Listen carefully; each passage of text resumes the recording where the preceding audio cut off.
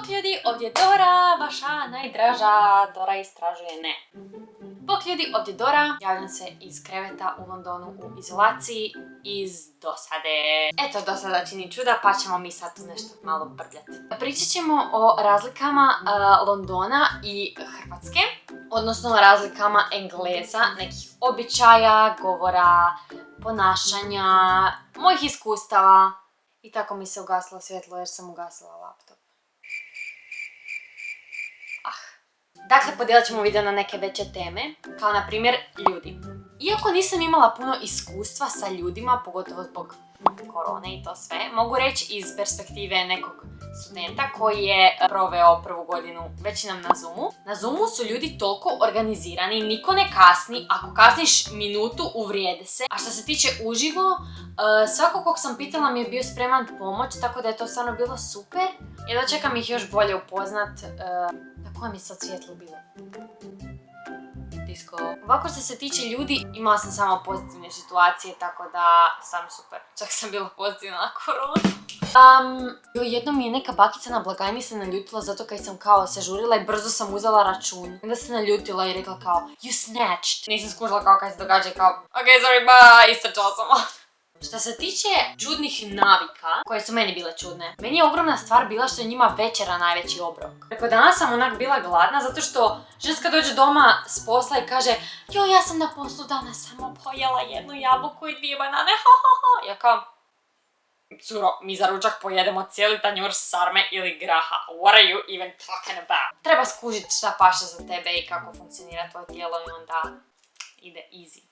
Odgovaraju na mailove u roku 10 minuta. Ako imaju neku administraciju, taj administrator će raditi to, odgovorit će ti na mail, dobit ćeš pomoć na vrijeme. A ne da ja doma bilo kojoj firmi na mail šaljem upit. U prvom mjesecu odgovore mi u 3. da im je stranica bila ugašena, da ja sad moram. I još nešto u vezi ljudi što sam primijetila tek kad sam se vratila u Hrvatsku, da mi u Hrvatskoj imamo jako puno starih ljudi. Meni su stari ljudi jako slatki, nemojte me krivo shvatiti. Ali kad se ja vozim u Zetu, u javnom prijevozu u Zagrebu, mrtva umorna, poslije cijelog dana, poslije srednje škole, srednje glazbene škole i treninga, hoću se sjest u tramvaju. Nije mi baš životni cilj da mi neka bakica dođe i sjedne se na moje mjesto u tramvaju. Kao, ok, bakica, samo vi sjednite, sve je u redu. S druge strane, ona kao, se bože, onak je da čekam, baci se u krevet. Ovdje, ako sam vidjela 3 osobe starije od 65 godina, umere. Svuda rade mladi ljudi.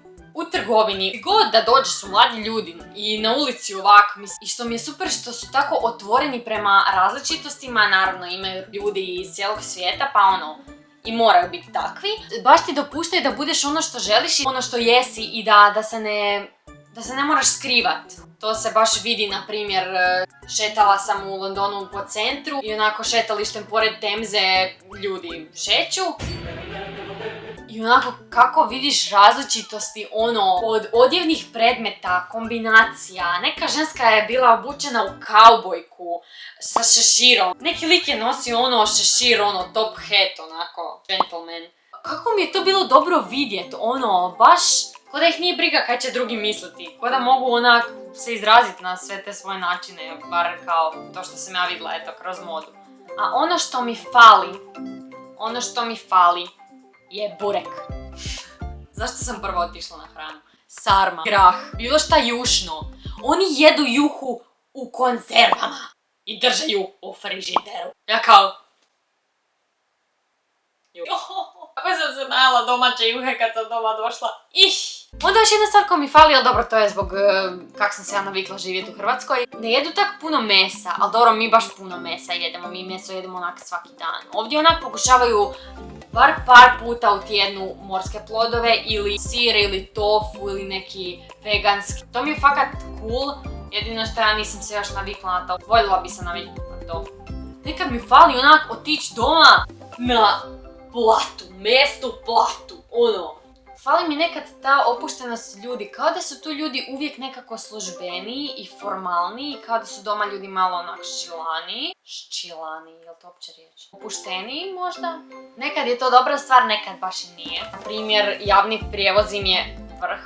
Jest da je skuplji, ali stvarno se isplati. I nikad više neću trebati čekat HŽ 45 minuta na glavnom kolodvoru zato što je on zapeo, neka traka se presjekla u Zdenkovcu i sad ja tu moram čekati. Ne, nema to. Ti u podzemnoj sjediš, voziš se, vlak stane na 10 sekundi i oni na razglas govore čavamo se na čekanju, vlak će krenuti ubrzo, molimo pričekajte. I ja onak, okej.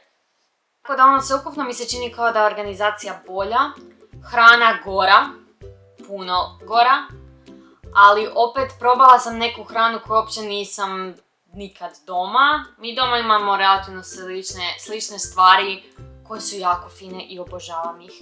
Ovdje kao da imaš puno opcija iz raznih dijelova svijeta, kuhinja, kultura i tako to. Ima više toga za probat, osjetit, okusit, istražit, doživit.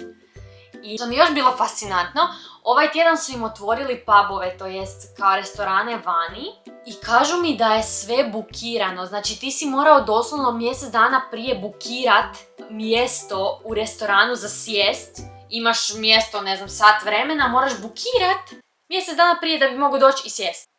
Kao, šta? Kao da ja sad u Johan Frank na trgu trebam bukirat mjesto, kao, kako da ja znam kad ću htjeti ići na kavu? Dobro, njima to nije kao kava, njima je to kao restoran, malo fancy. Baterija će mi pucnit. Kod njih je to kao malo fancy, kao ako hoću sjest u restorančić, moram bukirat. Tako da kreće se na bolje, nadamo se da neće biti više lockdowna jer se ljudi cijepe i ide na bolje. Ne znam kad ću raditi ovaj video. Uživajte. Još jedna stvar, priroda. Nemaju takvu prirodu doma i naše more jer to bogatstvo nema nigdje.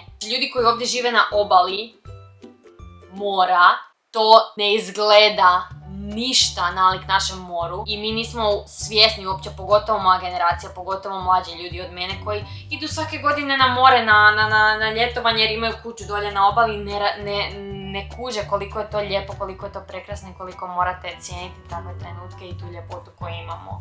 Naravno, meni je sad plan svakog ljeta ići nazad na obalu jer mi je prekrasno jer obožavam more jer nikad se ne želim odvojiti od našeg mora i bar ga posjećivati češće. Tako da, to sam samo htjela reći.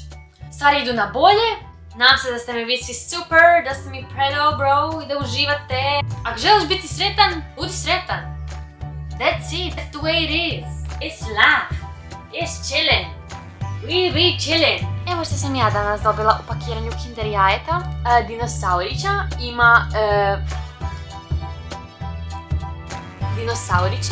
ima žute ljuske na